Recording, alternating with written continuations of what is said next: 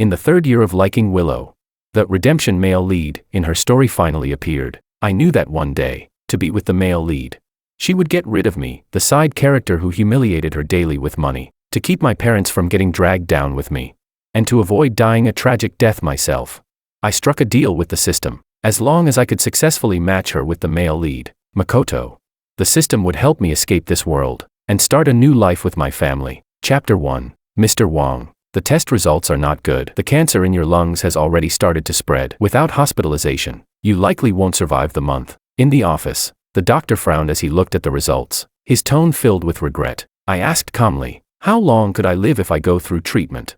The doctor glanced at me in my neatly pressed suit, paused, then replied, with your condition, best case, 6 months. Worst case, 3. The treatment will be painful, and the costs are high. I'll try to apply for discounted medication for you. At the mention of cost, I clenched the report and fell silent for a moment before replying. Thank you. I'll forego treatment. Now that the Wong family is bankrupt, I have no money left for medical care. Besides, this illness feels like punishment. I was never meant to recover from it. After leaving the hospital, I instinctively waited for my car. It took a moment to remember the driver had been let go. I was no longer President Wong. I ran through the rain to drive myself. By the time I got back to the villa, my suit was soaked and my hair disheveled. In a rush to change clothes, I opened the door, only to see a woman in a black dress, with elegant features and an air of sophistication, smiling sweetly at her phone, her voice full of affection. Sure, I'll go wherever you want. Nothing matters more to me than you. From the other end of the call came a cheerful voice. Aren't you afraid George will get jealous? The woman smiled even brighter. Why would I care about someone irrelevant? Someone irrelevant. 3 years of marriage, and the woman I loved to the core, never once looked me in the eye. Never once acknowledged me as her husband. George, how pathetic can you get?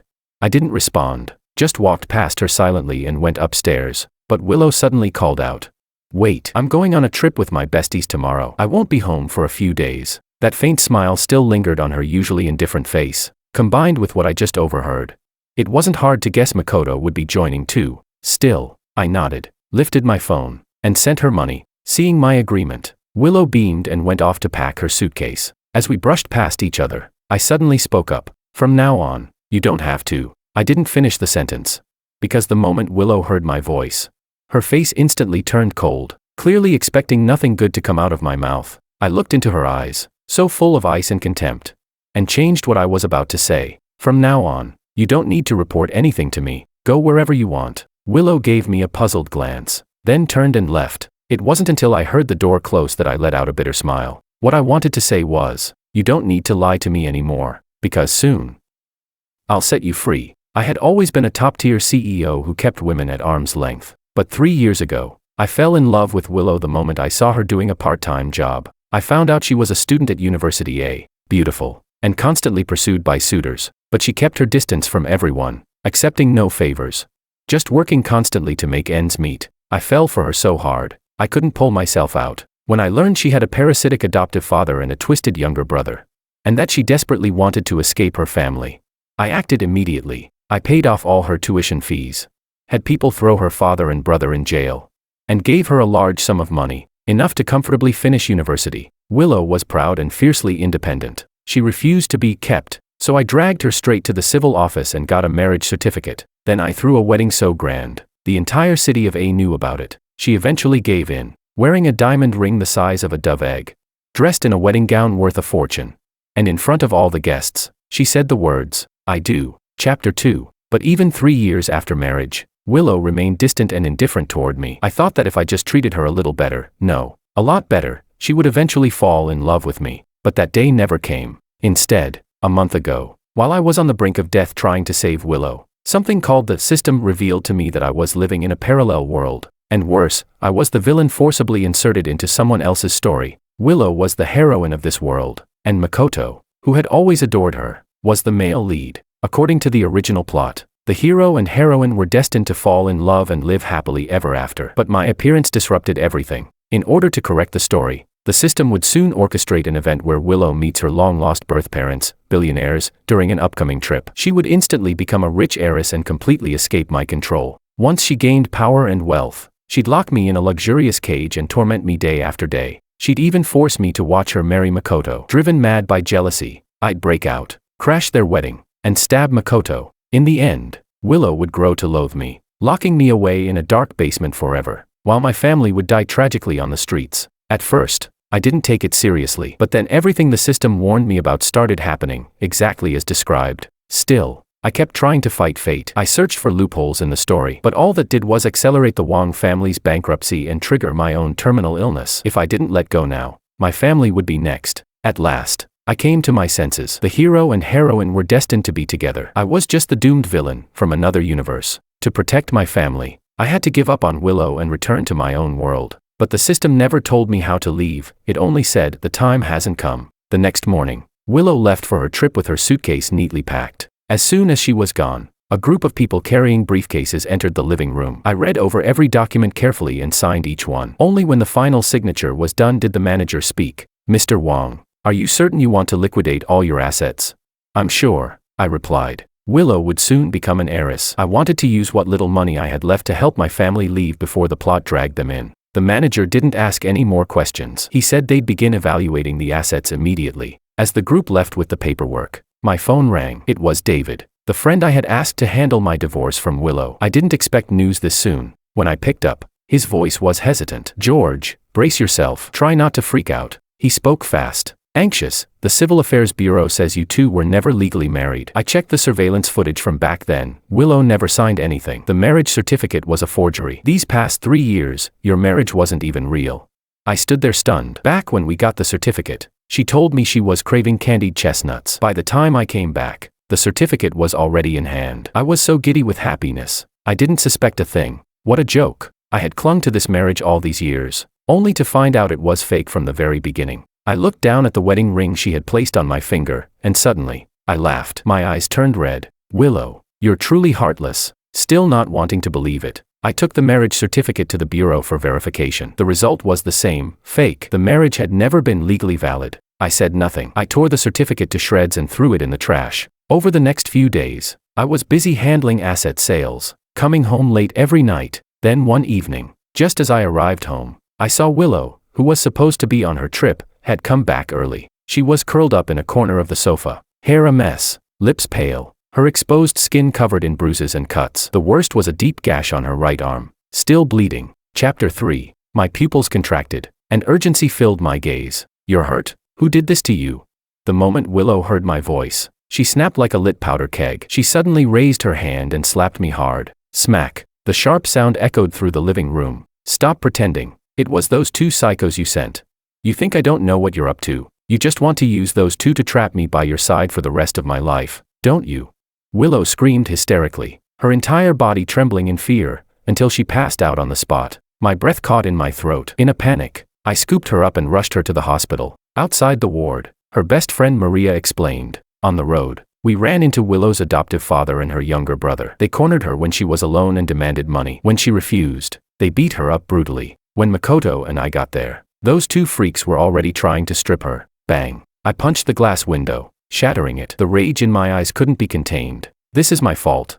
Her adoptive father and brother had been in prison. Every year, I paid people inside to make sure they were taken care of. But after news spread that the Wong family had gone bankrupt, those guards clearly got lazy. Ignoring my bleeding knuckles, I immediately called David. When you have money, you torment people. When you don't, you erase them. Those two bastards would disappear soon enough. After the call, I exhaled, exhausted, my voice raspy. Maria, please take good care of Willow for me from now on. The thought that her once perfect life had spiraled into chaos because of my interference crushed me with guilt. Leaving her was the only path left. Maria was smart. She instantly picked up on something in my tone and tried to talk me out of it. Don't be upset. Willow was just terrified. She thought you sent them, but she didn't really mean. I cut her off. I'm not upset. I'm leaving this place. After this, I didn't get to finish. A cold voice sliced through the air. Leaving? What? Are you so ashamed that you can't even face me anymore?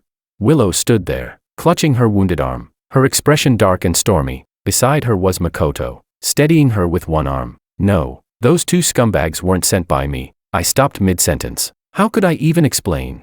Should I tell her the Wong family went bankrupt and that's why they came after her? Or that I've been terminally ill, too busy preparing for the end to keep them in check?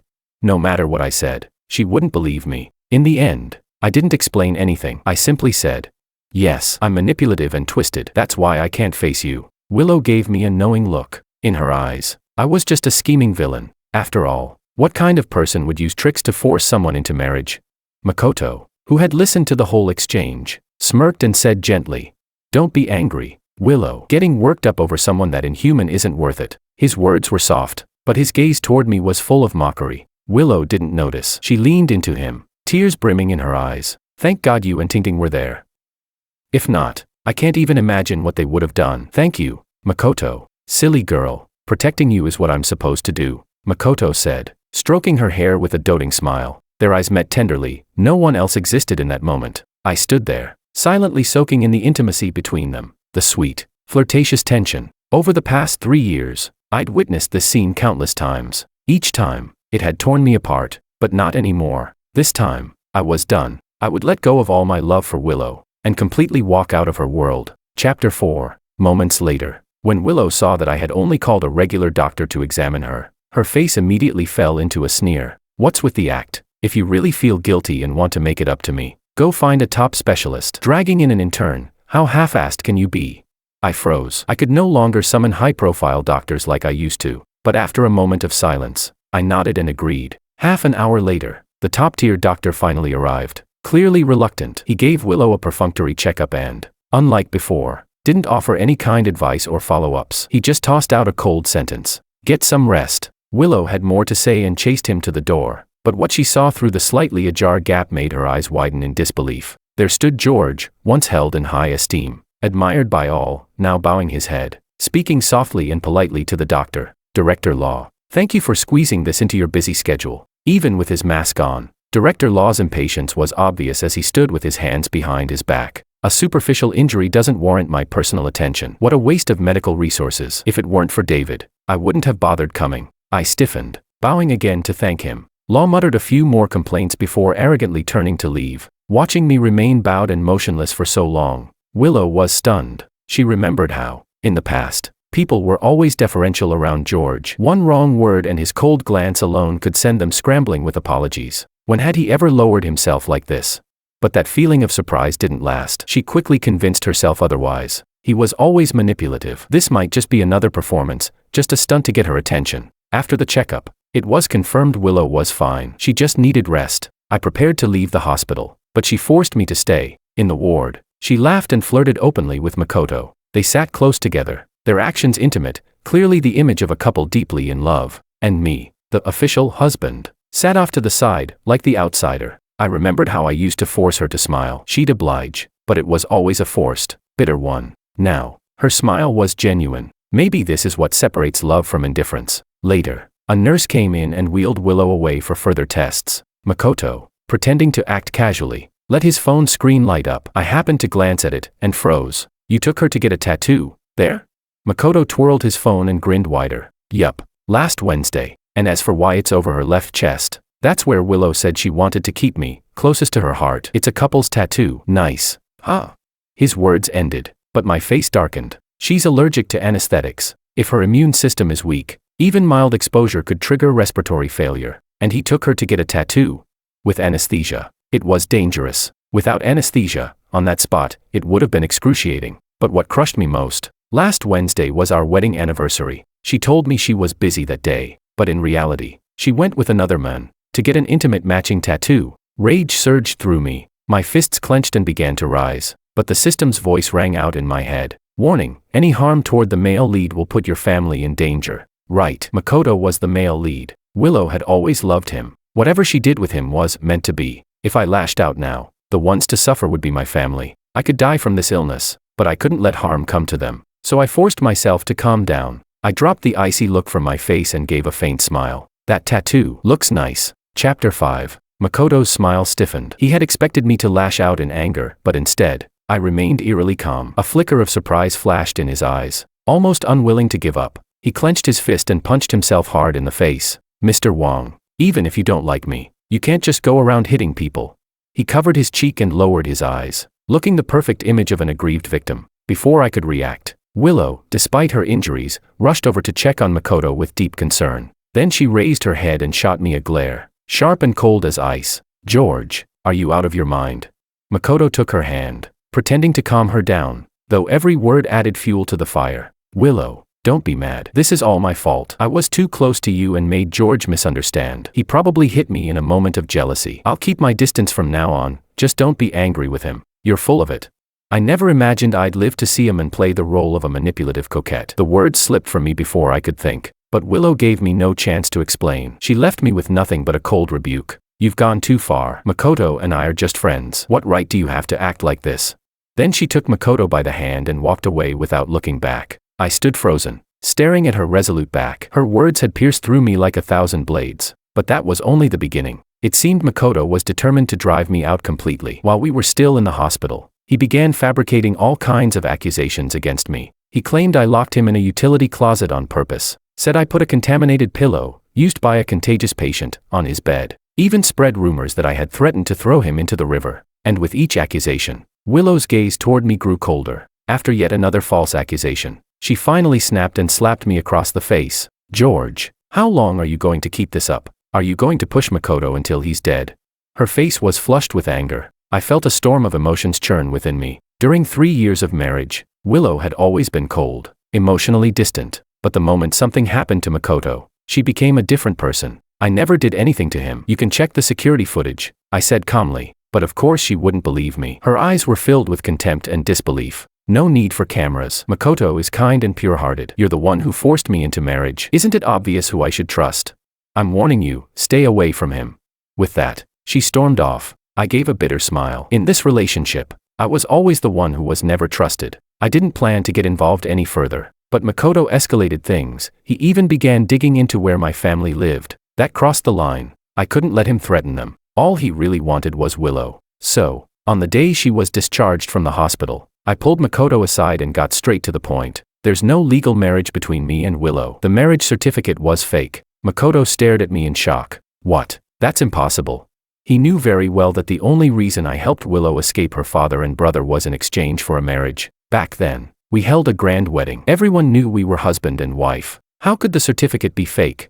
I met his gaze calmly, my voice low. It's true, we're not legally married, and from now on, you don't have to keep targeting me. I paused, then handed him my medical report. I'm terminally ill. I don't have long to live, and I'm sure you've already heard about the Wong family going bankrupt. I'll be leaving Willow soon. If you really like her, go ahead and pursue her. Just stop making trouble for me. Makoto stared at the report, stunned, half in doubt. I spoke again. Come live at our house. It'll be easier for you two to see each other. Chapter 6. They were going to live together eventually. All I did was help them start a little sooner. Makoto stared at me in disbelief, then his face lit up with excitement. That very day, he moved into the villa. The housekeepers busied themselves with carrying his luggage. I stood on the second floor, watching it all happen, expressionless. As Willow walked past me, she frowned slightly. Makoto was worried. He wanted to come take care of. I know. He's perfect for the job. I cut her off with a smile. My tone was so calm, so indifferent. It unsettled her. That frown on her face stayed for a long time. I didn't care how she felt. I just turned and walked away. That evening, the two men ran into each other in the living room. Makoto spoke first, with a hint of smugness in his voice. Mr. Wong, I hope you don't mind that Willow and I are wearing matching pajamas. I turned to look at him. My eyes were deep, unreadable. I said just one word. No. Makoto froze. He searched my expression, trying to find any trace of jealousy or resentment. But I was calm as still water, completely emotionless. As I turned to head upstairs, Makoto suddenly called out, "You really plan to let her go?" At his words, my hand paused slightly, but I didn't answer. There was nothing to let go of. I was never meant to be part of her story. I had clung to her out of obsession, but now, I was just returning everything to how it was supposed to be. Before bed, I received a video from the master bedroom. In the clip, Willow was wearing matching pajamas with Makoto, playing with his cat. Every now and then, she looked up with a face full of joy and tenderness. I remembered once suggesting we adopt a cat together. She refused, saying she was allergic to cat hair. But now I realized, she wasn't allergic. She just didn't want to raise a pet with me. Toward the end of the video, she picked up the cat, but my eyes locked on her hand. Her fingers were clean and delicate, and on her ring finger was a small, delicate ring. I didn't even need to guess who gave it to her. I looked down and removed the ring from my own hand. In 3 years of marriage, she had never once worn her wedding ring. She never acknowledged me as her husband. She never let me touch her. But with Makoto, none of that seemed to apply. Staring at her smiling face frozen on screen, I raised my hand and tossed my ring into the trash, then quickly typed out a message. You two look like a couple in love, very fitting. After that, I asked the housekeepers to send some things to the master bedroom. A short while later, Makoto messaged me back. Wine, fresh flowers, ambient lighting, you really going all out? Are you sure you're letting go? He'd sent the video hoping to provoke me, but instead of reacting in anger, I was helping them get closer. That wasn't what he expected. I replied quickly, yes. From this moment on, I would return to my original path. No more entanglements with Willow. Makoto kept asking why. I brushed him off with a half-hearted reply. I'm dying, just trying to do something decent before the end. I had just set my phone down when Willow walked in. I thought she'd be pleased with the setup that night, but instead, she looked cold, her expression tight with suppressed anger. George, you even left condoms on the bedside table. What's that supposed to mean? I was caught off guard. I had no idea why she was so angry. I instinctively explained. Just left them there. If you don't need them, toss them. Willow's frown deepened. Seeing how calm I was, like I'd become a different person, she suddenly felt a strange unease inside. She wanted to ask something. The words built up in her chest but never made it out. After a long silence, she left in frustration. After that night, I began looking for excuses to leave the house more often, to give the two of them more time alone. Like tonight, I had planned to watch the meteor shower from the balcony, but just as I stepped out, I got a call for a meeting, so I gave the spot to Makoto instead. Chapter 7. Before I left, I even thoughtfully reminded them. A meteor shower like this is rare. They say couples who see one together are destined to marry. Good omen. Don't miss it. Without waiting for Willow's reaction, I turned and left. At home, there were flowers and surprise gifts placed around deliberately. Every time Willow noticed them, I'd casually emerge and say, must be from Makoto. You mentioned liking that item, and now he's bought it for you. What a great guy. Maybe you should give him something in return.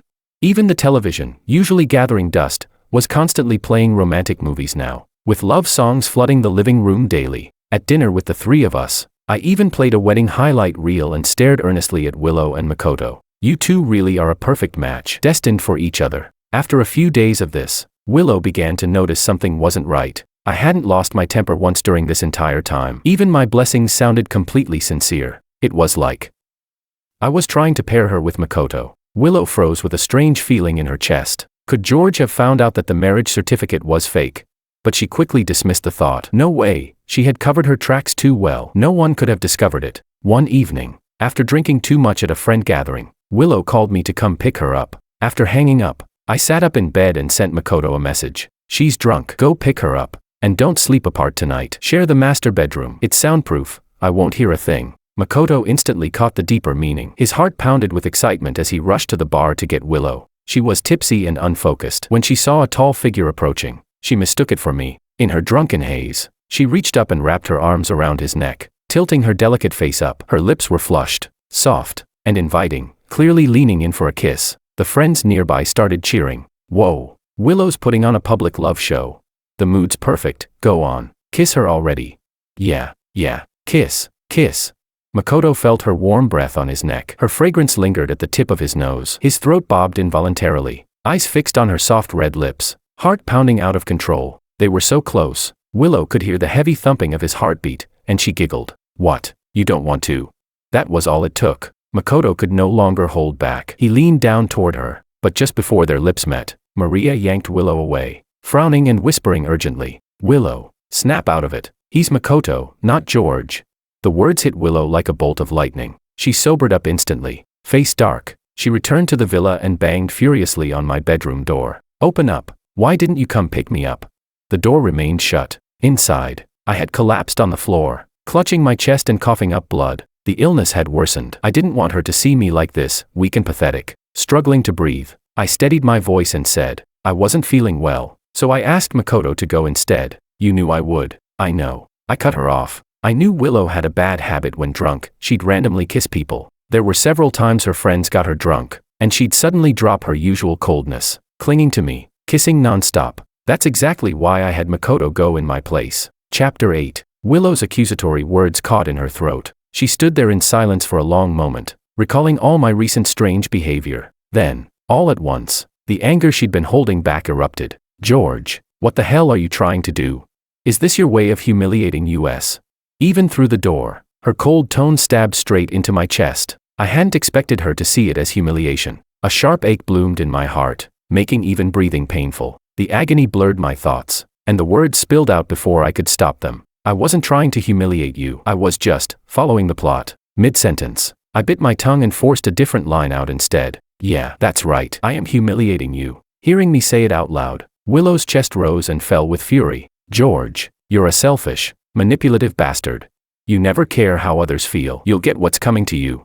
She hurled the curse behind her as she turned and stormed off. Inside, I doubled over in a violent fit of coughing. Blood spilled from my lips, trailing down my chin, and yet I still managed a weak smile. Retribution. I was already feeling it. From Willow's reaction, I finally understood. She hated being controlled. Once I realized that, I stopped trying to interfere. It didn't matter anyway. Everything was about to end. The next day, I brought out a signed stack of legal documents and dismissed all the household staff. Willow stared at me, confused. I spoke calmly. This is everything I own. I've signed it all over to you. The house is yours now too. I know you never liked the servants. You thought they were spies I planted to watch you. So I let them all go. From now on, you can hire whoever you like. Then I pulled out a neat box filled with letters. These are the love letters I wrote to you over the years. I know you never read them. They're just in the way now, might as well burn them. Truthfully, I never wanted to force Willow into anything. At first, I genuinely wanted to pursue her properly. But then I overheard how her leech of an adoptive father and that psychotic younger brother planned to sell her off to marry some mentally challenged men in a remote village. I panicked. That's why I forced her into marriage. Why I kept her by my side. But I was wrong. I thought I was her savior. But all I'd done was become the obstacle in her life. She was the heroine she never needed saving. Makoto, the male lead, was always going to show up. A trace of guilt passed through my eyes. I'm sorry. I was a burden to you. From now on, you'll have a new life. I picked up the box and dumped it into the fire pit. The letters, once full of love, were instantly devoured by flames, rising as ash into the air. What the hell are you doing? Willow's heart clenched as she listened to me speak like I was settling my final affairs. Through the haze of smoke, I looked at her, calm, and finally at peace. I debated whether or not to tell her about the illness, but then she spoke again, her voice sharp as frost. What now, George? Switching tactics again. When manipulation didn't work, now you're trying to act pitiful. That cut off any impulse I had to speak the truth. Forget it. At this point, whatever she thought no longer mattered. I stayed silent. Willow's expression flickered with unease. She wasn't stupid, she knew something was off with me lately. Seeing how pale I looked, she wanted to ask if I was sick, but what came out of her mouth instead was, "You're not seriously faking an illness, are you?"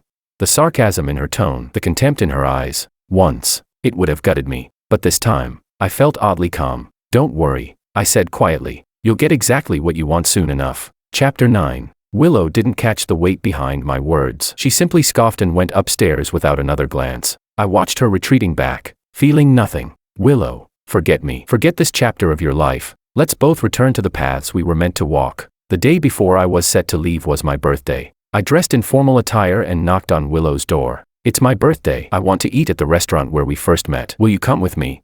Morning light streamed through the window and brushed my face with a rare touch of warmth. Seeing the familiar smile on my lips, something twisted in Willow's chest, but her expression remained cold and impassive. Okay. That afternoon, the two of us arrived at the seaside restaurant, both dressed to the nines. A soft ocean breeze swept into the private dining room, carrying with it the stillness of midday sun. The table was covered with an array of dishes, all of them Willow's favorites. She felt something stir in her chest, but didn't say anything. I didn't notice. Instead, I found myself recalling a similar afternoon 3 years ago. By pure chance, I'd stepped into that same restaurant and spotted her arranging a vase. She wore a simple white outfit, her porcelain skin glowing, and when she turned to look at me, those eyes, misty like water, had me instantly captivated. Willow seemed to be lost in her own memory too. Out of nowhere, she said, "If only I'd been born into a normal family." There was a faint, almost invisible sorrow behind her eyes. I smiled gently. "Don't worry, that wish is going to come true very soon."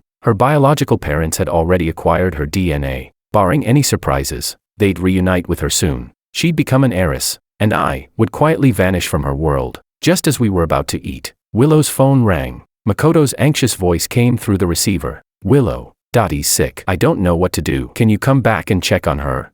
Dottie was the kitten they raised together. Without hesitation, Willow stood up. "George, I have something urgent. You eat without me." She expected me to be upset, to try and stop her, but I only looked at her calmly, my voice soft and composed. "I understand. Go take care of it." Staring into my emotionless eyes, Willow's heart pounded out of rhythm. That suffocating sense of helplessness gripped her like a snake, coiling tightly around her chest. For once, Her tone softened. Wait here. Okay, I'll be back soon. I smiled and nodded, my voice warmer than ever. All right, I'll wait for you, reassured. Willow turned and left. I watched her fading silhouette and added under my breath, of course I'll wait for you, because this will be the last time we ever see each other. But she didn't come back. Instead, I caught a whiff of something sharp, something foul, like rotten eggs. The moment I sensed something was wrong and tried to move, a searing pain shot through my lungs like a knife. I dropped to my knees, clutching my chest. Cough, cough.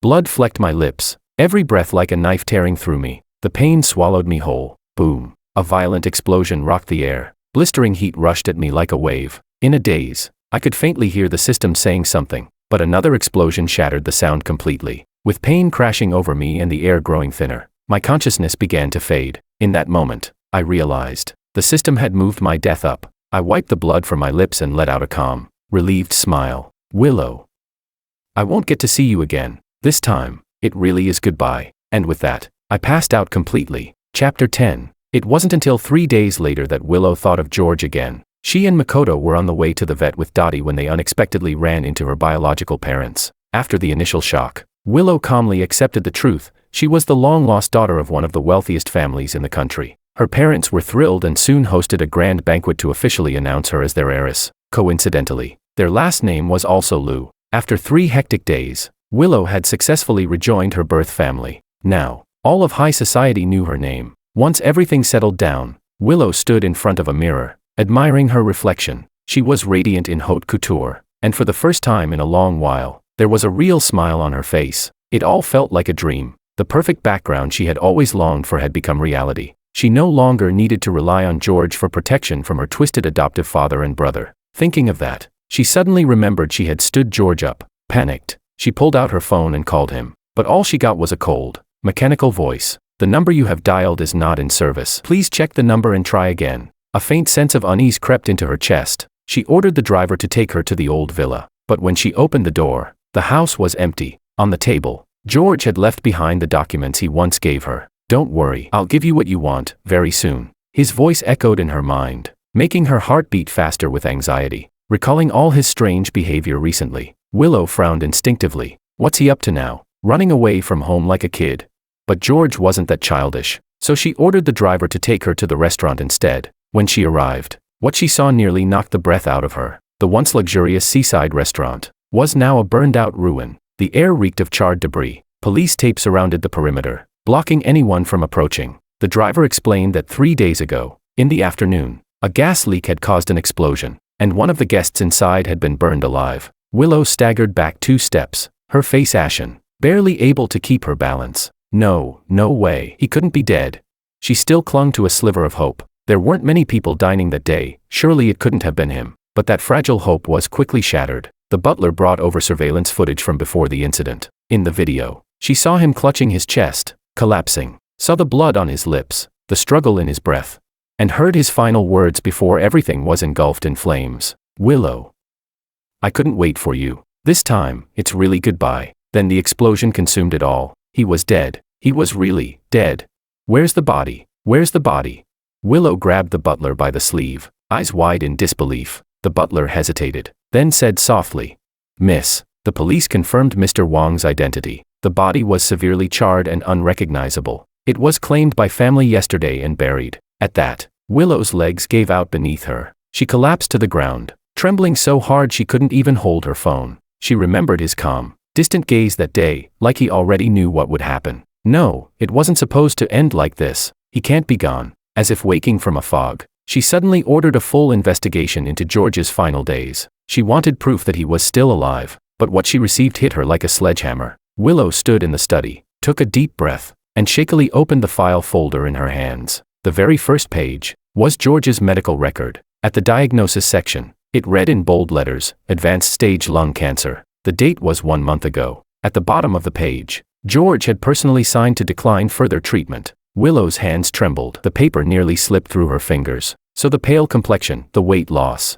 even those occasional bloody tissues in the trash, none of it was an act. He really was sick. Chapter 11. The memory of her own words, her curse that George would suffer karma, her mocking accusation that he was faking illness, stabbed through Willow's heart like knives. As she continued flipping through the file, She came upon the reason he had refused treatment, because the Wang family had gone bankrupt. He had sold off all his assets, half for his family, half left to her. He never thought of himself. The next page showed him standing outside the Civil Affairs Bureau, holding their marriage certificate. After confirming the truth, he tore it in half and threw it into a trash bin, calmly. Willow's face turned ghostly pale, her teeth sinking into her bottom lip. He knew. He had known everything. The marriage certificate was fake. The 3-year-long marriage was a lie. Willow knew how deeply George had loved her. She couldn't even begin to imagine how painful it must have been for him to discover the truth. And then she remembered his last words. How? Right before his death, he'd said he couldn't wait for her anymore. The pain hit her like a piece of her soul had been carved out and was bleeding uncontrollably. She drifted around the empty villa for days,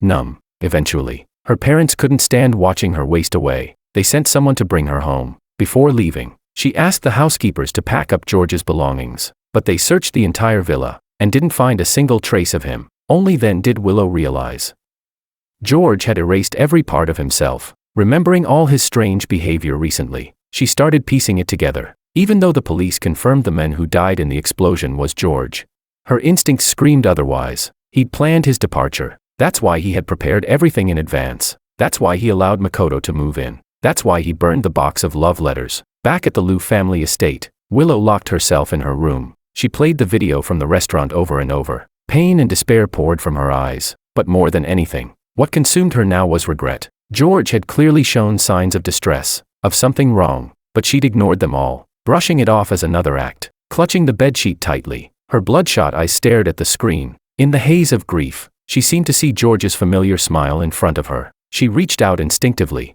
only for the image to vanish into mist. Knock, knock, knock. A frantic knocking at the door. Before she could respond, someone burst in. Makoto rushed in and immediately saw her curled in a corner, disheveled, pale, and hollow-eyed. His chest tightened. He hurried forward, trying to help her up, but the moment his hand reached out, she flinched away. Willow, stop this already. We're all worried about you. He tried to mask his pain with a gentle frown, but she didn't move, not even a blink. Frustration crept into his voice. What's the difference? He was going to die anyway, whether from the explosion or the cancer. Willow, you faked the marriage certificate so you could leave him one day, didn't you? Now you've finally got what you wanted, so why aren't you happy? Her once dull eyes suddenly sparked with sharp light. She stared directly at Makoto, her voice cold and cutting. How do you know the marriage certificate was fake? Not even Maria had known about that. Where had he heard it? Makoto had never seen her so unhinged. His expression faltered, and for a moment, he couldn't form a single word. Eventually, under Willow's relentless pressure, he broke. He told her everything George had once said. It had been in the file too. Willow had just missed it. But now, hearing it from Makoto's mouth, 2 tears slipped from her eyes and fell silently. It's all my fault. I killed him. Makoto frowned and objected. No, Willow, this wasn't your fault. He forced you into marriage. He took you away from me. If not for him, we would have been together already. Now he's gone. You're finally free. Everything's back to the beginning. We can start over. I never wanted to be free of him. Chapter 12. Willow suddenly lifted her head, eyes blazing as she glared at him. Her voice trembled with anger. Makoto was startled. Locking eyes with her fury-filled gaze, a wave of unfamiliarity washed over him. He muttered, "What are you saying? Don't you like me? Didn't you always want to be with me?" Willow had never said it outright, but after so many years, he had always believed their feelings were mutual, unspoken, but understood. I didn't. I don't. Her eyes reddened as she tried to refute him, but it was as if her throat had been seized. The words refused to come out. I don't like you. Silence fell over the room like a blanket. Then she collected herself, her voice calm and distant. You should go. I don't want to see you again. Willow didn't even fully understand what was happening to her. Anytime she saw Makoto upset, she'd instinctively try to comfort him. She'd try to make him smile, but that was never what she really wanted. It was just like the last 3 years, she had tried to get along with George. Tried to say something kind, but every time she built up the courage, her words turned cold and biting at the last second. Only when drunk could she express what she really felt. That's why she'd intentionally gotten drunk that night, hoping George would come for her. But he didn't. She used to feel like she was living in a pre-written script, but George's death had finally awakened her. She realized now, the one she loved wasn't Makoto, it was George. And once that truth hit her, a wild, uncontrollable panic spread through her chest. 1 year later, a company neighboring City A had just gone public. At the evening banquet celebrating its IPO, many business elites came to offer congratulations. Amidst the clinking glasses and murmured toasts, The CEO finally entered, surrounded by his staff. I was dressed in a sharp, tailored suit. My expression was cold, distant. With one slender hand, I adjusted my gold-rimmed glasses, exuding an unapproachable aura. The sheer pressure of my presence made many instinctively lower their heads. "Mr. Wong, we're ready to begin." With a slight nod from me, the banquet formally commenced. I wasn't fond of noise. After exchanging a few polite words, I slipped away to the balcony alone to enjoy the moonlight. But of course, some people never knew when to back off. A woman in an elegant gown approached, swirling the champagne in her hand. "Mr. Wong, long time no see." I turned my head. My deep gaze was as calm as ever. When she saw my face, Willow unconsciously took a few steps closer. Only when she caught the faint cedar scent on me did she finally realize. George was standing right in front of her, alive and real. I remained silent. Her voice trembled slightly as she spoke again. "Mr. Wong." I looked at her, voice still as pleasant as ever, but my next words crushed her. "Do I know you?" I frowned slightly, tilting my head as if trying to recall. Willow froze, completely unprepared for my response. Her lips parted, but no words came. I stood and gave her a once-over. There was no ripple in my eyes, not even a flicker. "Miss, I don't believe we've met, and this is a private space. I kindly ask that you not disturb me again." With that, two polite but firm bodyguards stepped forward and ushered her away. Only after that slender figure disappeared from view did I hurriedly set down my glass. My calm eyes were suddenly full of panic. How did she find me? And how did she recognize me?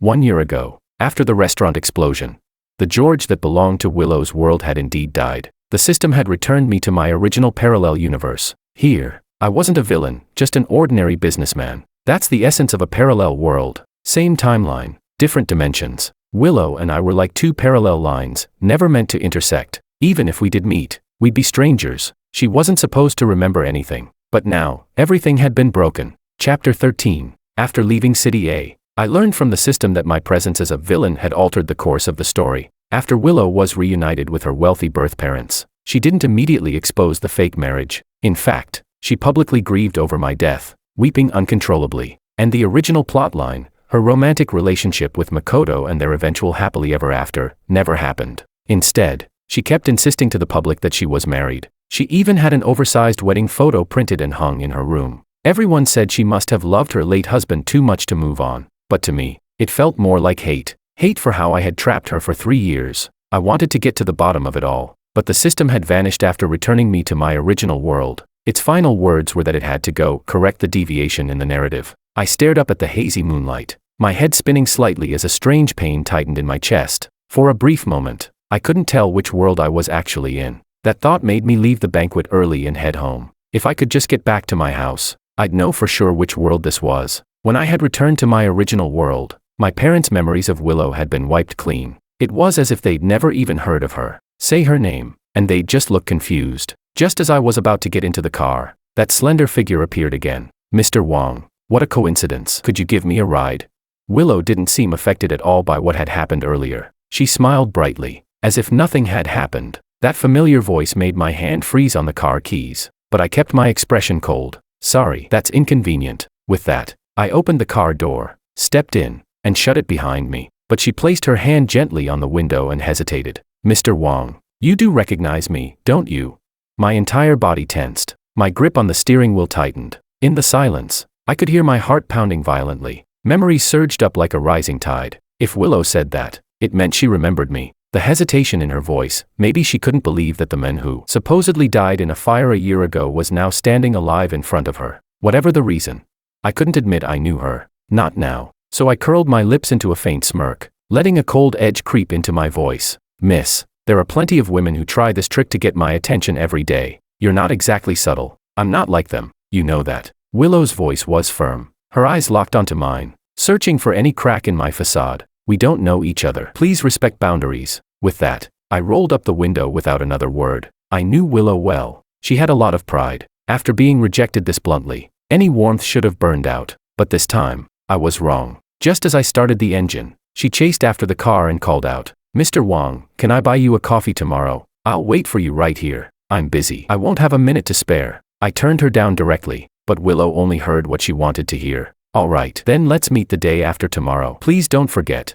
At that, I couldn't help but frown and glance at her again, this time with curiosity. She had changed. The Willow I knew used to be aloof, hard to approach. always orbiting around Makoto. Now, she was persistent, even shamelessly so. I didn't respond. The car sped away. In the rearview mirror, her figure grew smaller and smaller, until it disappeared entirely. Only then did I let out a breath. Back at home, the first thing I did was pull my mother aside. Mom, do you remember Willow? My mother looked puzzled. Willow? Son, I've never heard you mention that name. Is she your girlfriend? Chapter 14. At that moment, my father came over with a plate of freshly washed fruit, smiling warmly. You've got a girlfriend. Bring her home for dinner sometime. My younger sister, always eager to be included, chimed in cheerfully. Is your girlfriend pretty, big brother? Can I play with her? None of them remembered Willow. This really was my world. It must have been something on her side that went wrong. I finally let out a breath of relief. As long as I wasn't the villain anymore, and my family was safe, that was enough. Whatever was happening with Willow, the system that was supposed to correct the storyline would surely step in. I didn't need to interfere, as long as I kept pretending I didn't know her. I gave a faint smile and brushed off the girlfriend talk vaguely. Then we all sat down to a warm, peaceful dinner. That night, I had a strange dream. I dreamed Willow was crying at my grave. I dreamed she shoved Makoto away with her own hands. I dreamed she told her parents she truly loved me. Countless fragments of chaotic images flashed through my mind. But what lingered was the sound of her sobbing in agony. I jolted upright in bed, heart pounding wildly. Thinking back on the dream, it felt absurd. Willow, love me. We'd been together for 3 years, day and night, morning to night. If I had felt even the faintest hint of love from her, I would have stayed with her, even in death. But now, she hadn't ended up with the male lead.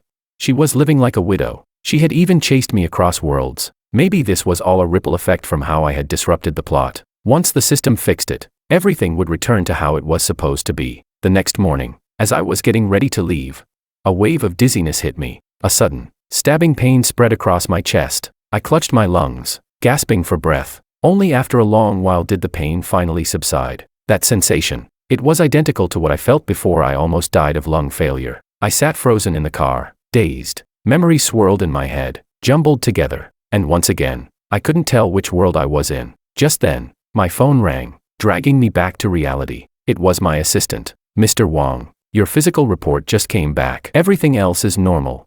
But the doctor mentioned something unusual about your lungs. He recommends a detailed follow-up. Would you like me to schedule it? I was silent for a long moment. Yes, schedule it as soon as possible. Knock knock. Right after I hung up, someone tapped on the car window. I looked up. There she was, Willow, dressed elegantly, perfectly made up. When I rolled the window down, she greeted me with a radiant smile. Her tone was light and cheerful. Mr. Wong, so you really do live here? That's great. Would you have time to join me for lunch today? The moment she spoke, my vision blurred. Even the space around us seemed to ripple. Only when I looked away did it return to normal. Willow reached for the car door. Intending to get in, I instinctively frowned. A strange irritation welled up inside me. I had already chosen to walk away, to give her and the male lead a clean path forward. So why wasn't she following the story properly? Why come here chasing after me? The feeling lingered for a moment, but once Willow sat in the passenger seat, my emotions suddenly leveled out again. I looked at her as if she were a stranger. Something was off. Ever since Willow reappeared, my memories of the past had started blurring, like someone was deliberately erasing them. Sometimes I felt annoyed, but more often, I felt something deeper, a strange, pervasive sense of unfamiliarity. Her words felt unfamiliar. Her presence felt unfamiliar. I didn't understand why, but one thing I was sure of. Willow wasn't supposed to be here. Chapter 15. On the way to the restaurant, I decided to probe her a little. Why are you so intent on buying me lunch? It was the first time I initiated conversation. Willow's eyes lit up with surprise and a glimmer of hope. George, I knew you remembered me. Miss, I don't know who you are. Please watch your words. My tone was calm, but the impatience beneath it was clear. I sounded like someone speaking to a stranger, utterly unfamiliar. Hearing that, Willow lowered her head, visibly hurt. But it wasn't just the words, it was the fact that George refused to acknowledge her. The truth was, over the past year, she'd been searching for any trace of George. Everything she heard pointed to the same thing. He had died in the explosion. Until a week ago, at her parents' request, she had traveled to City C to visit some relatives. While browsing the brochure at her hotel, she happened to see a headline about Wong Corporation going public. Under normal circumstances, she wouldn't have paid any attention to corporate news. But something about that name, just the surname, caught her eye. She went to the banquet without hesitation. Strangely, none of the event staff recognized her. They hadn't even heard of her parents. Still, Relying on her quick wit, she found her way in. And that's when she saw George. He didn't look much different from how she remembered him. Only his demeanor and appearance had changed. The once playful, warm-hearted man had become cold and distant. Now he wore rimless gold glasses he used to dislike, and carried himself with quiet dominance. He was both unfamiliar and familiar, but Willow was certain this was George. So she had approached, eyes unwavering. "George, are you planning to spend the rest of your life pretending not to know me?" I was driving and couldn't avoid her proximity. My brows furrowed as I spoke. "I already told you, I don't know you. There's nothing to acknowledge, and we're not close. Please stop addressing me so casually. People might get the wrong idea." My words were firm and final. I refused to admit any connection. After all, as long as I didn't acknowledge her, Willow had no proof. In her world, George had died in the fire. The version of me standing before her now wasn't supposed to exist. There shouldn't have been any overlap between us. Willow hadn't expected such complete rejection. She looked deeply wounded. Her misty eyes stared at me as she spoke each word with painful clarity. "George, 4 years ago, when we got married, you promised you'd take care of me for the rest of your life." She raised her hand, revealing the wedding ring. "This ring, you put it on me yourself. Have you forgotten? And there's something else that's always bothered me. After you disappeared, I tried to find your family, but they were nowhere to be found. When I hired people to investigate, they came back saying your family never existed at all. They said George was an orphan. But now here in City C, there's a man who looks exactly like you, with a family that's also exactly the same. Tell me, how can all of this just be a coincidence?" Her voice was pressing now, every question closer to the truth. I narrowed my eyes at her, something in my gaze turning analytical. Back when we got married, my parents had wanted to spend more time with her, but she coldly shut them out. And now, after we'd separated, she was acting like a different person, investigating every detail of my past. My voice grew slightly sarcastic. "Miss, I've lived in City C my entire life. I've never been married. My family is right here. I have no idea who you're talking about. And as for people sharing names, the world's full of them. Isn't that perfectly normal?" Chapter 16. While I was driving toward the restaurant, I casually asked, "So why are you so desperate to treat me to lunch?" It was the first time I spoke voluntarily. Willow's eyes sparkled with surprise and joy. "George, I knew you remembered me." "Miss, I don't know you. Please mind your words." My tone was calm but laced with clear impatience, as if she really were just a stranger to me. Willow fell silent, momentarily at a loss for words, but after a pause, something seemed to dawn on her. So when I stopped the car, she suddenly lunged forward, shoving me back into the seat and hastily reaching for the buttons on my shirt. "You are George. I can prove it." She was so close, and the car was too small for me to push her away without touching something I shouldn't. As I hesitated, she swiftly pulled open my shirt, exposing my back. She stared. The skin was smooth and unmarked. The long scar she remembered was gone. Willow deflated like a popped balloon. Shock spread across her face. "No, where is it? Where's your scar?" I calmly fixed my clothes, looking at her coldly. "I've told you already, I'm not the man you know. And if you try anything like that again, I won't hesitate to call the police." I knew the scar she was talking about. It came from the time she got into trouble defending Makoto. I had stepped in and ended up getting stabbed by a thug. It was a serious wound. I was rushed to the ICU. That near-death moment was when the system had first appeared. I'd barely survived, and the injury had left a long scar on my back, a physical reminder of what I'd done for her. But here in my original world, I had never been hurt for Willow, so naturally, there was no scar. Willow wasn't ready to give up. She reached out again, trying to look elsewhere, but one icy glare from me stopped her cold. "I've met plenty of women like you, making up stories just to crawl into a man's bed. Have you no self-respect?"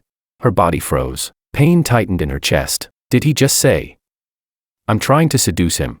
Her eyes turned red, and it took everything in her to hold back tears. "I'm sorry, Mr. Wong. That was reckless of me. My name is Willow, and I'm not following you around just to sleep with you." After she finished, she gave me one last look and opened the door to leave. She didn't even mention lunch again. Watching her walk away, defeated and silent, I realized I may have gone too far with my words, but I had no excuse to chase after her now. Maybe this misunderstanding was for the best. At least it would help her give up for good. After all, those 3 years of marriage weren't exactly happy. There was no reason to dwell on the past. She'd forged a fake marriage certificate. Didn't that mean she never wanted to be associated with me in the first place?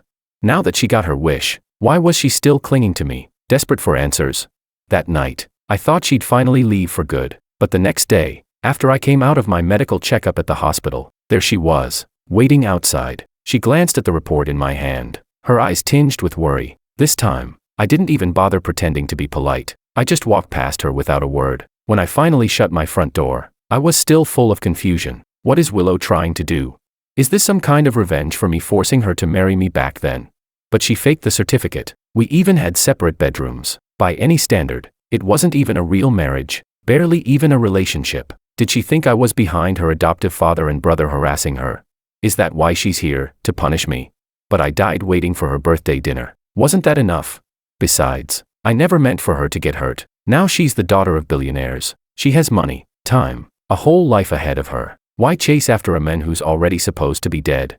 That night, in 2 separate rooms, neither of us could sleep. Willow hadn't left City C. She was staying in a hotel near my house. In her room, she played the video from the restaurant over and over again, bitterness welling up inside her. George, did you really die?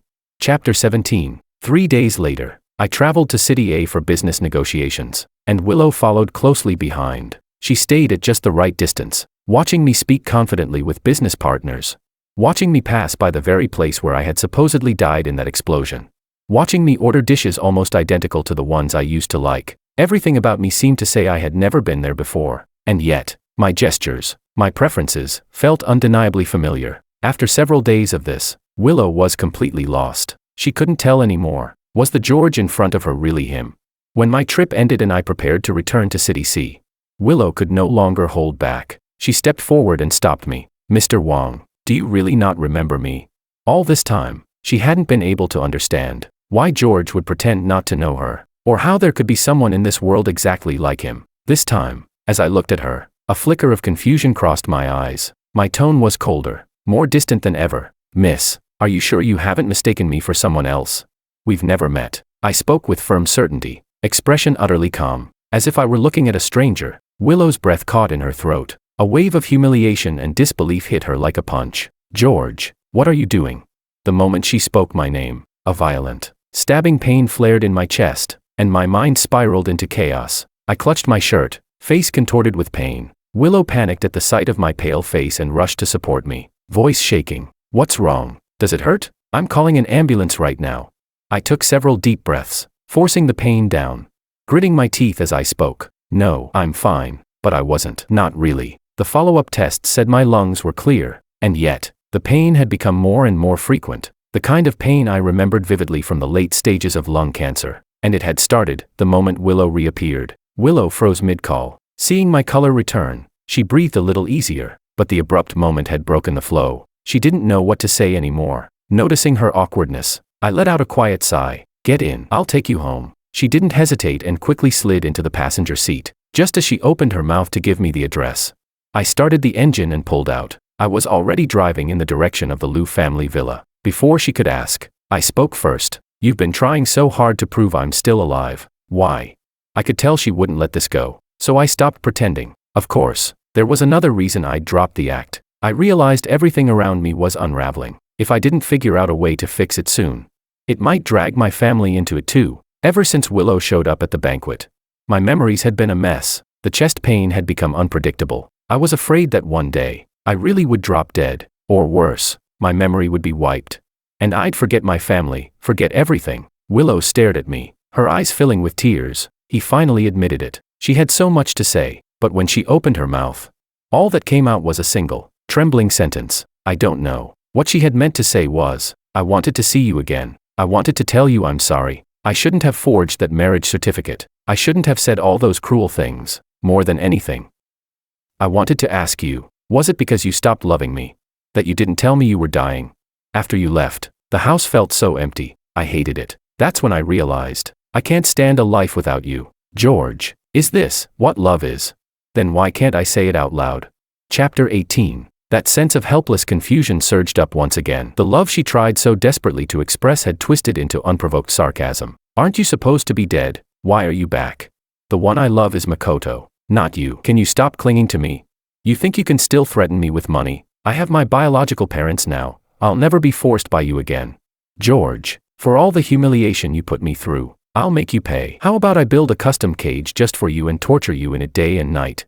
I stared at her in astonishment. Never had I seen someone embody such contradictions so vividly. Her words were venomous, her facial muscles taut with fury, yet her eyes shimmered with pain and longing. as if everything she said had been forced out of her. In that moment, I suddenly remembered the system's earlier warning. It told me Willow and I were never meant to meet. But due to a twist of fate, and my obsession, I fell in love with her and forcibly inserted myself into her life, altering the course of her story. If things were to return to their original path, I had to leave, and everything tied to me in this world would vanish. Defying fate would only lead to the narrative turning against me. I didn't believe it, so I ended up with a terminal illness. After regretting everything, the system sent me back to my original world. Now, Willow didn't believe it either. But since she's the female lead, at most her memory would be erased. As for me, now that I've entangled myself in her storyline again, my memories from both worlds have begun to blur. My once healthy body suffers from phantom pain. If this continues, I'll completely forget who I really am, and then, I'll vanish from everyone's mind.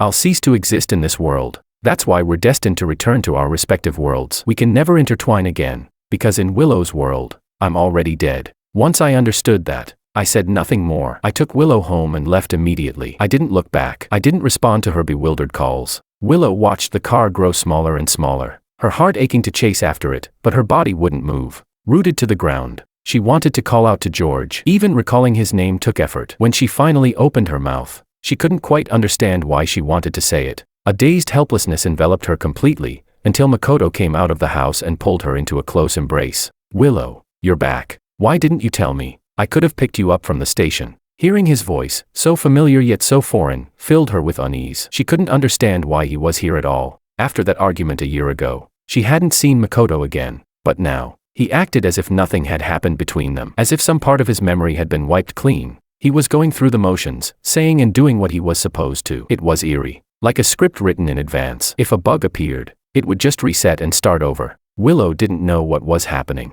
but she hated this feeling of being manipulated. Her scrambled memories began to sort themselves out with Makoto's appearance. She turned and walked toward the villa. Suddenly, she seemed to understand why George refused to acknowledge her. If he could pull away, that meant even things set in stone could be changed. Makoto followed behind her, chattering with concern nonstop. Willow, did anything fun happen while you were visiting relatives in Sea City?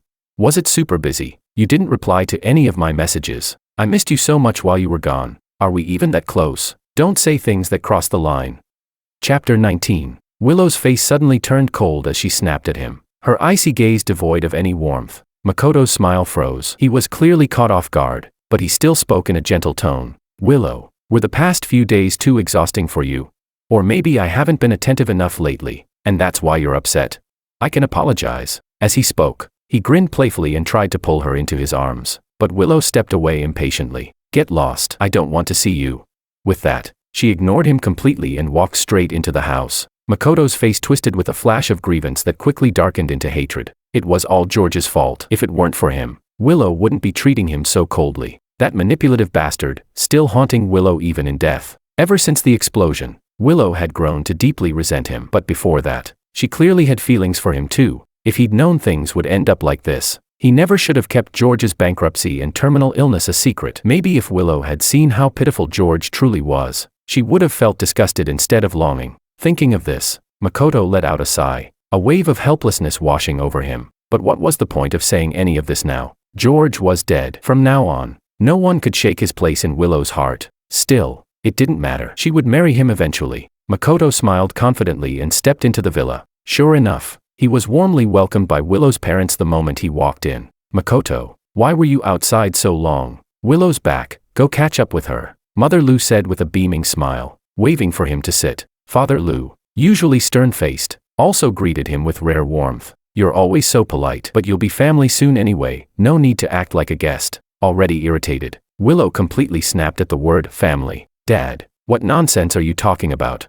Father Lu paused in surprise, then explained. Willow, haven't you always liked Makoto? Your mom and I talked it over. We thought we'd finalize the marriage arrangements in the next few days. It's something you've always wanted. Before she could say a word, Makoto jumped in. Uncle, Auntie, there's no need to rush. Willow and I have been in love for years. What's a little more time? We should pick a good date. Yes, a wedding is a serious matter. They both chimed in, smiling. Watching them happily discuss the wedding plans, Willow's heart trembled. Her expression darkened. And finally, just as they were about to settle on a wedding dress, she exploded. No one's getting married. I'm not marrying Makoto.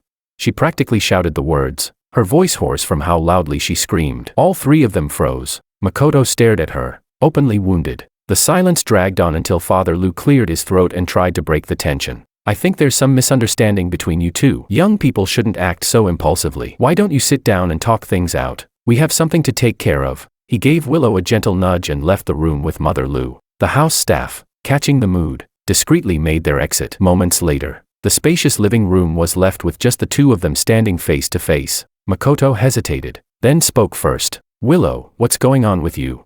Willow looked at him coldly, her eyes full of frost. Her words, too, carried no warmth. Makoto, when did I ever say I wanted to marry you? We've never even dated. What gives you the right to go behind my back and tell my parents we've been in love for years? Chapter 20. Makoto tried to explain, but she cut him off again. And as for how you framed George back then, I've already shown enough generosity by not holding you accountable. Don't push your luck and try to control my life. From the moment she saw how overly enthusiastic her parents were toward Makoto, a creeping fear began to take hold in her heart. Her parents didn't reach the position of the wealthiest family by being blind or foolish. They had intelligence and insight. It was impossible they couldn't see she didn't like Makoto. And yet, they were desperately trying to push the two of them together, like characters following a pre-written script, locked into a single path with no choice. Willow, can't you see that my feelings for you are real? Don't forget, it was George who forced you into marriage. He humiliated you. I'm the only one who truly, wholeheartedly loves you. We're the perfect match. Makoto stepped forward and grabbed her shoulders, flames of obsession dancing in his eyes. Seeing that she didn't react, he gritted his teeth and continued. Willow, he's dead. Let him go. From now on, we can be happy together. Keep dreaming. Willow snapped, flinging the words at him, then turned and ordered the butler to throw him out. No matter how unwilling he was, Makoto didn't want to make a scene and could only leave, for now. But he didn't go far. He waited just outside the villa, hoping to catch her when she came out so he could talk to her again. An hour later, Willow emerged, her face still flushed with anger as she hurriedly drove away. Makoto quietly followed. He thought she was just going for a drive to clear her mind, but the car stopped at the villa she used to share with George. Ever since George's death, the place had become a memory she dared not touch. She didn't allow anyone to move a single thing inside, nor did she ever set foot there herself. Why would she suddenly come back now? Inside the villa, I had just found the property transfer agreement. As I expected, Willow hadn't signed it. Since I planned to leave everything behind, there was no reason to hold on to the house either. Just as I was about to make a call, the front door suddenly swung open. Willow rushed in, with Makoto tailing closely behind. The blinding sunlight poured in through the open door. I instinctively looked up, frowning, only to lock eyes with the two of them. George, you're alive.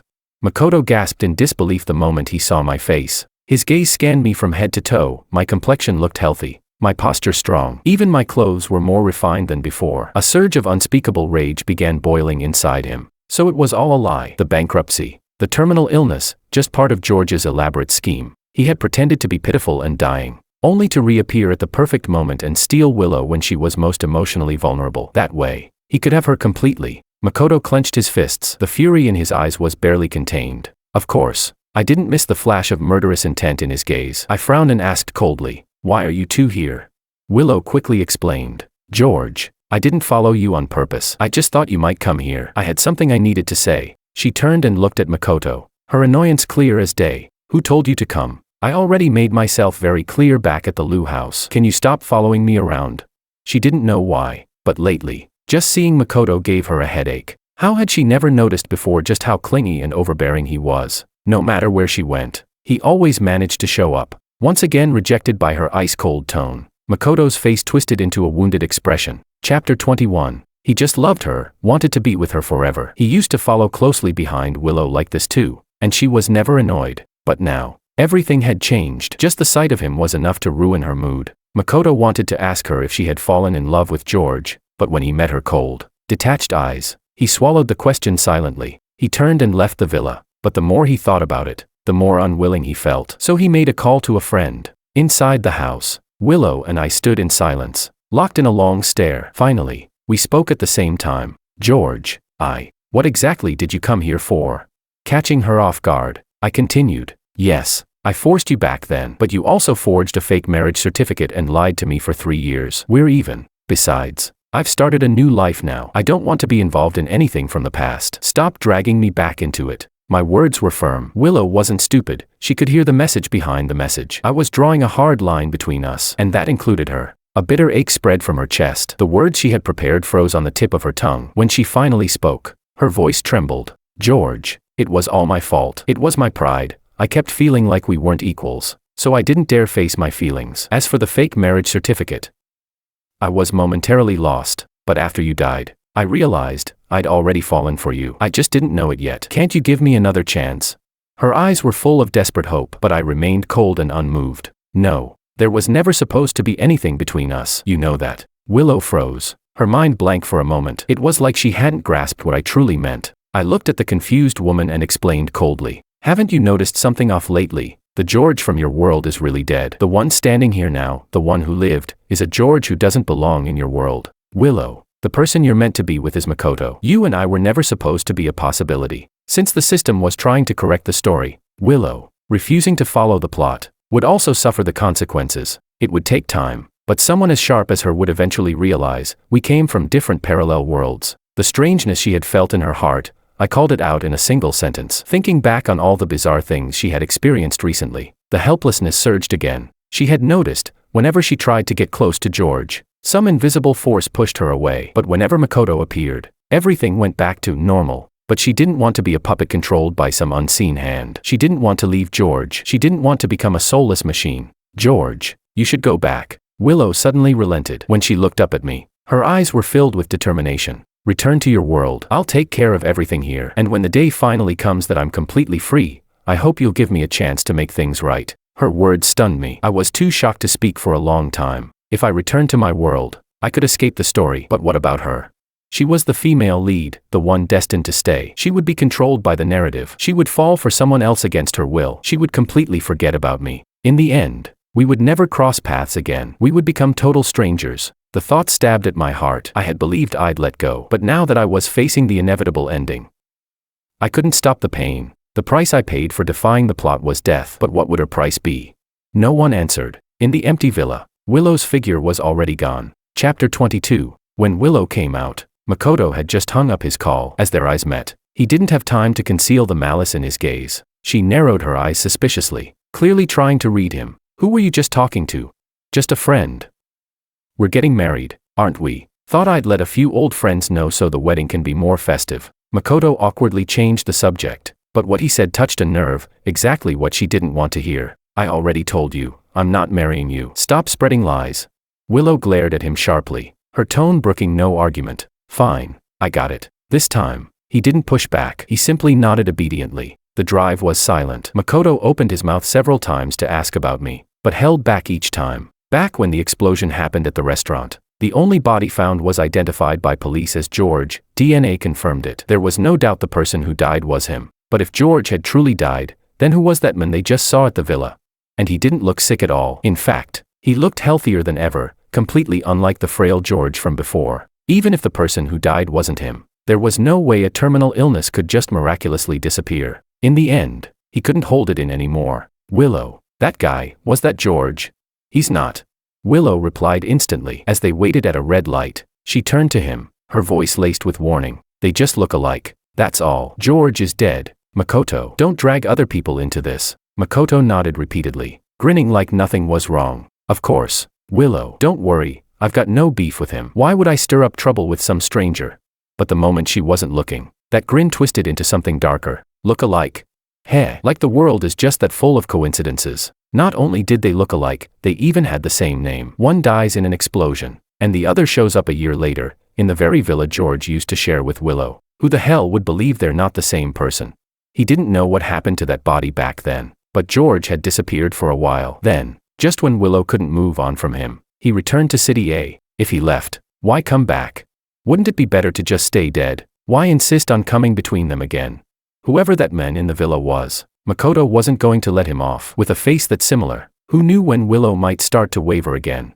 That was something Makoto would never allow. Meanwhile, I didn't linger in City A. Too many people here still had memories of me. For someone who was supposed to be dead to suddenly reappear, it would cause a huge stir. After some thought, I gave David a call. The moment he heard my voice, he swore loudly. Holy shit, George, you're alive.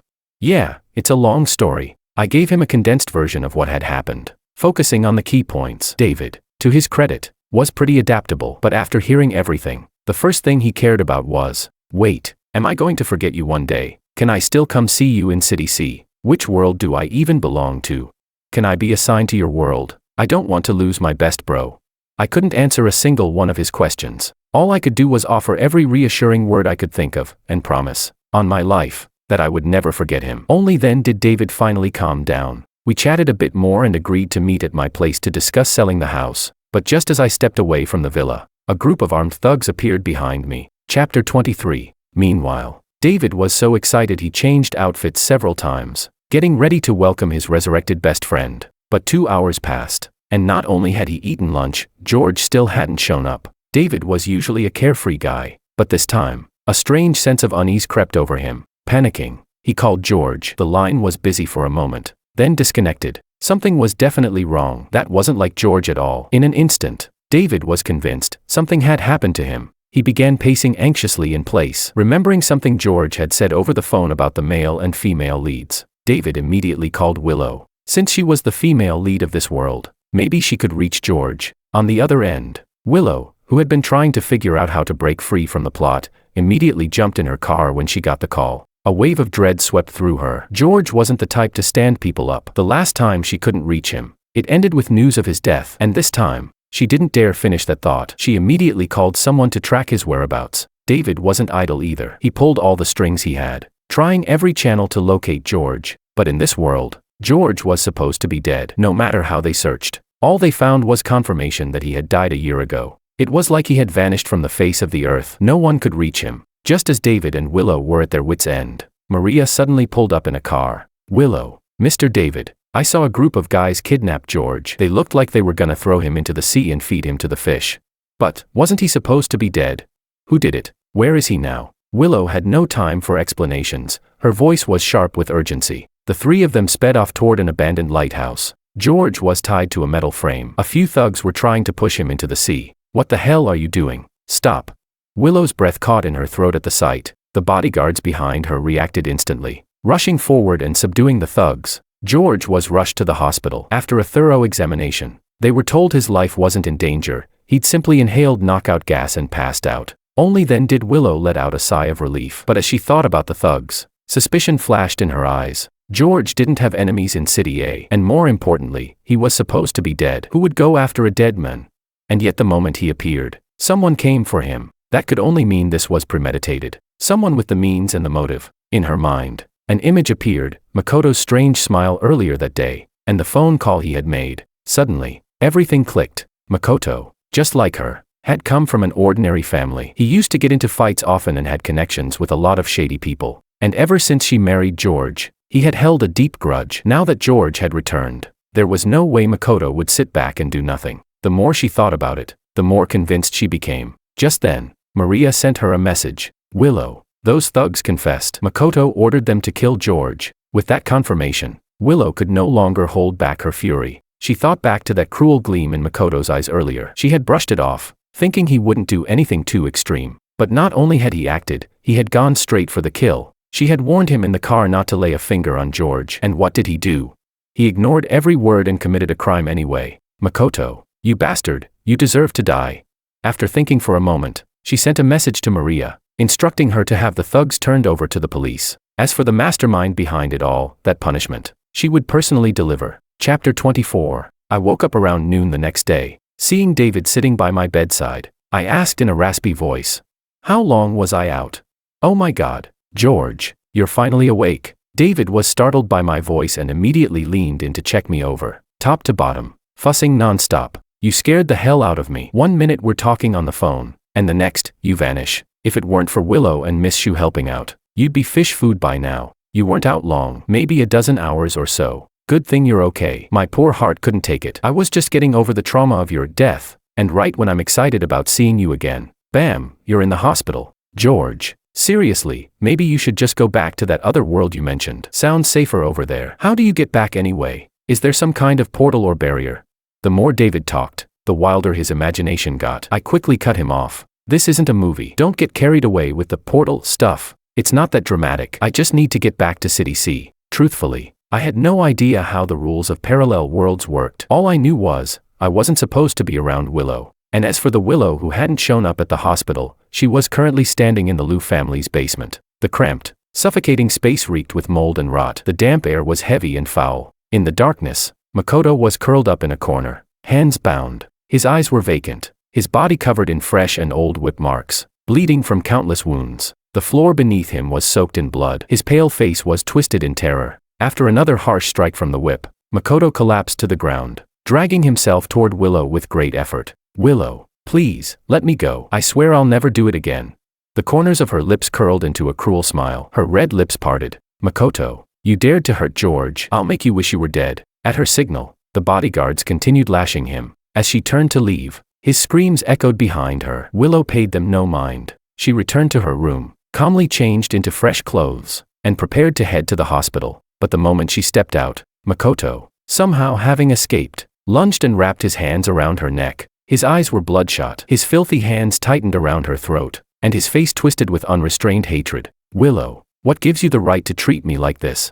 We've known each other for years. I was always the most special person to you. Even after you married George, I knew you still had me in your heart. Hell, even he couldn't replace me. But even with that, I went mad with jealousy. I waited for you all these years. I stayed by your side. Finally, fate smiled on me. Wang's family went bankrupt. George was terminally ill, and then he conveniently died in a fire. With him gone, I thought I could finally have you. But no, you changed. Only after he died did you realize you loved him. And what about me? What the hell was I to you?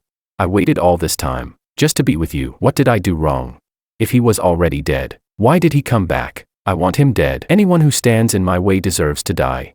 As he spoke, he suddenly started laughing until tears poured down his face, his whole body descending into madness. "Willow, you can't not love me. You're only allowed to love me. If I've fallen this far, and you still want to just walk away and go see him, then I won't allow it. If I die, you're coming with me." His hatred had nowhere to go. Makoto's eyes flared with a dangerous light. Clutching Willow tightly, he threw himself off the second floor, dragging her down with him. Chapter 25. The world spun wildly. A strange buzzing exploded in her ears, followed by the maid's screams and the frantic footsteps of bodyguards. It felt like a second, or an eternity. Her body slammed hard against the ground. Bones cracked, organs ruptured, but the searing pain she expected didn't come. Instead, her whole body felt weightless, like she was rising. Was she dying? Her consciousness hadn't fully faded when a cold mechanical voice suddenly echoed in her mind. "Detected. Male lead attempting to kill female lead. Narrative collapse imminent. Commencing full system purge. Full purge initiated." The male lead trying to kill the female lead. Was that referring to Makoto and her? And what did purge even mean? Before she could process the thought, her vision went stark white. The world around her blurred, the sky and earth melting into a single void. She was the only living being left. Suddenly, the white boundary pulsed with piercing red light, and the mechanical voice returned, now blaring from every direction. "Irreparable narrative failure detected. Reverting to original configuration. Estimated reset completion in 3 minutes." As the emotionless voice faded, Willow felt a dull pain in her head. Then, her thoughts started to blur. Memories rewound through her mind like a broken reel. She watched in horror as her memories began to fade. Worse, her memories of George were disappearing first. Helplessness spread like wildfire. She wanted to fight it, but now she was only a drifting shadow, weightless and formless. The mechanical voice continued, erasing all data related to outsider villain George, erasing male lead's corrupted emotional data, obsessive resentment toward female lead, erasing female lead's excessive emotional attachment to villain. Hearing this, Willow suddenly understood. This was the system George had spoken of. She was the female lead of this world. Makoto was the male lead. They were fated to fall in love, and George was nothing more than an anomaly. But Willow refused to let her life be dictated by a machine. She shouted furiously at the flashing red light, "Don't you dare control my life. As long as I'm alive, you'll never have your way." The system paused at her scream. Then, in its same unfeeling tone, it replied, "Loving and uniting with the male lead is your mission. This ensures narrative stability." Willow laughed bitterly, her voice trembling with rage. To hell with that. If she had still doubted George's words before, she now believed every single one of them. If this world could only function when the male and female leads loved each other, yet she and Makoto loathed each other to the point of murder, then of course the story couldn't continue, and of course the system had to appear to reset everything. Suddenly, she remembered how George had been forced to return to his original world. The system had given him cancer, yet also a way out. That meant it didn't want to kill people, it only wanted to maintain order. If that was true, then maybe she could escape her role too. Clinging to that hope, she spoke quickly, "System, let me go. Pick another female lead. There's definitely someone better suited than me." The red light stayed still, unmoved. Willow panicked. Her chest heaved, and her voice grew more desperate. I love George. I want to be with him. Even if you erase my memories now, my heart will still fall in love with him again. No matter how far apart we are, someday, I'll remember who I truly love, and when that happens, the world will still fall apart. You'll have to reset it again, and maybe again, and again. How many times do you think you'll have to keep doing this? Won't you get tired?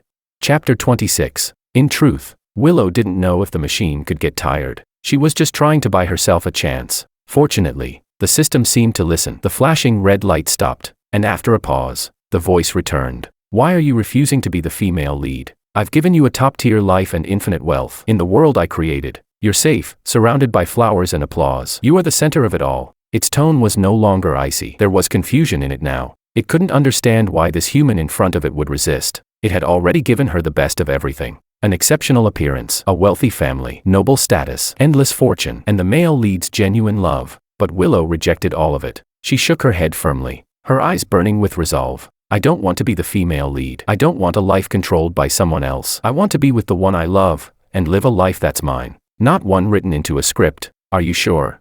If you give up your role as the female lead, everything you have now will vanish. The system didn't understand human emotion, but now, just like the villain last time, this human was making the same choice, and that baffled it. Weren't humans supposed to prioritize self-interest? Why didn't they want the perfect script it had designed?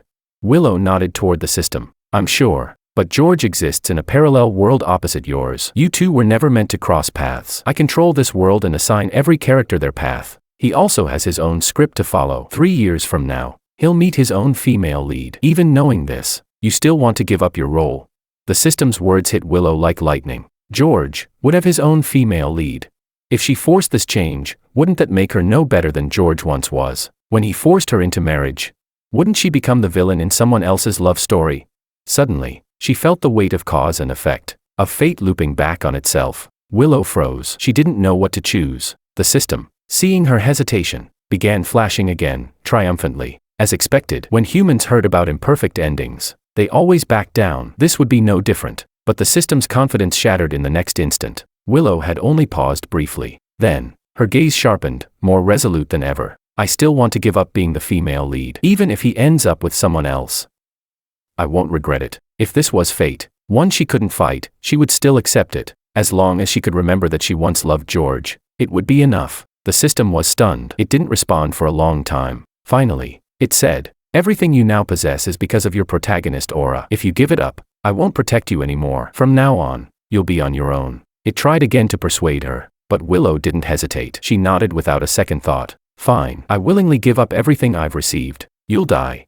The system suddenly seemed reluctant to lose such a unique female lead, but Willow's resolve was absolute. Even if it meant death, she was willing. The system sighed, helpless. Then, the red light faded away, leaving behind one final sentence. Very well, I will assign a new soul to take your place. As for you, it disappeared too quickly. Willow didn't catch the last part, and then, her entire world went black. Chapter 27. My injuries weren't serious. I was cleared to leave the hospital the same day I regained consciousness, but as I was preparing to leave, Willow still hadn't shown up. A vague sense of unease stirred in my chest. Still, I had no reason to interfere in her life anymore. So, after saying goodbye to David, I got in the car and left, but I hadn't driven far before the car abruptly turned back around. I'd received a message from Maria. Willow had fallen from a height and was now in critical condition in the ICU. My heart dropped. I spun the car around and raced back to the hospital. In the ICU, Willow's frail figure lay on the hospital bed. Her chest rose and fell weakly, the ventilator letting out sharp beeping noises,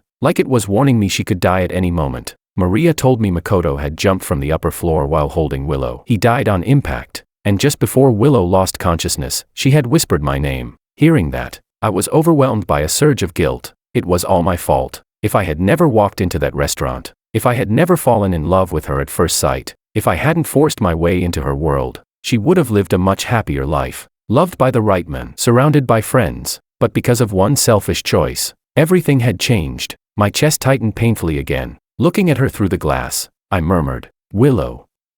I'm sorry. As the words left my mouth, the monitor beside her exploded into a piercing alarm. On the screen, 3 flat lines. Inside, doctors scrambled to save her. Minutes later, the attending physician quietly wrote down Willow's time of death. I watched her body get covered with a white sheet. I should have felt grief, but strangely, I couldn't shed a single tear. 3 days later, the Liu family adopted a bright, adorable little girl from an orphanage. They held an elaborate ceremony to welcome her as their own. It made headlines. Everyone of status in City A attended. When David told me about it, I was stunned, shaken. After a long pause, I shakily typed out a message. David, do you remember Willow, the daughter the Liu family reunited with last year? His reply came fast. George, what's going on? You've asked that same question dozens of times these past few days. The Liu couple can't have children. They've never had a daughter. Anne. Willow. Who's Willow? You've never mentioned her before. I put down my phone, mind blank. Willow was dead, but the day after her death, her body disappeared. Every trace of her existence was gone. No one remembered she had ever lived. Even her closest friend, Maria. When I said her name, she only shook her head in confusion. I could guess what had happened. The system had repaired the narrative, but I hadn't expected it to do so by erasing both the male and female leads. Maybe Willow had become too unpredictable, and the system decided to eliminate her entirely. I opened my eyes and stared at the leaves swaying outside the window, thoughts drifting far away. Where do people go after being erased by the system? Will she ever appear again? I sat silently, staring out the window. By the 3rd year after Willow's disappearance, the world continued as if nothing had happened. Life returned to peace. Sometimes I'd meet up with David in City A. He still remembered me, but everything related to Willow was completely gone. Maria's family worked with David's, so I saw her from time to time too. Every now and then, when she heard the name Willow, she'd pause, like something stirred in the back of her mind. But when asked directly if she knew her, she would only shake her head. 3 years. I stopped holding on. One day, on the way home, the driver suddenly shouted, "Mr. Wang, someone's blocking the road." I leaned out the window and saw a girl in a white dress, arms spread wide, standing in front of the car. A playful smile lit up her delicate face. The driver moved to chase her off, but before he could, I flew out of the car like a gust of wind. Standing before her, staring at that familiar face, my chest heaved uncontrollably. I asked the question that had been buried in my heart for 3 years. Willow, is it really you? Her smile widened, and she ran straight into my arms. George, I made a deal with the system. I gave up my role as female lead and worked for it for 3 years, in exchange for the chance to become the female lead in your world. You once barged into my story and forcefully changed the plot. Now, I've done the same. But this time, I'm doing it openly and honestly. George, will you take responsibility for me? Hearing her say that, everything finally made sense. The system really had gone soft. It let me go once, sent me and my family safely back to our original world. It gave us peace, comfort, and now, it had given Willow a choice too. No wonder no one in City A remembered her. She had been reborn, with a new identity. Suddenly, I smiled. I wrapped her tightly in my arms and replied, my voice light and filled with joy, "Of course I will."